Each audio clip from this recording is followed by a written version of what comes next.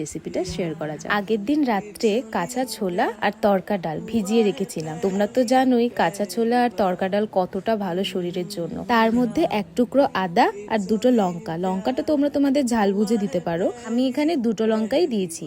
তারপরে ভালো করে মিক্সিতে এটা পেস্ট করে নেবো। পেস্ট করার সময় এখানে তোমরা অল্প জল দিয়ে পেস্ট করবে, কনসিস্টেন্সিটা কিন্তু কিছুটা এরকম হবে।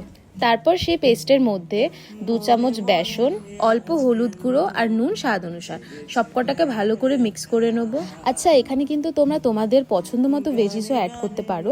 আমি একটু প্লেন খেতে চেয়েছিলাম, তাই কোনো রকম ভেজিস অ্যাড করিনি। তারপর একটা প্যানে কিছুটা অয়েল ব্রাশ করে যে মিক্সচারটা রেডি করেছিলাম সেটা দিয়ে এরম ভাবে গোল করে নেবো। এটা খেতেও ভীষণ টেস্টি হয় আর এটা করতেও কিন্তু খুব একটা টাইম লাগে না। আর দেখো এখানে অলমোস্ট রেডিও হয়ে গেছে। তো এটাকে বেসিক্যালি চিলা বলে। এটা তোমরা টক দই দিয়ে খেতে পারো, সস দিয়েও খেতে পারো। আর আমি আমার প্লেট নিয়ে চলে এলাম, এবার আমি খেয়ে বলবো যে খেতে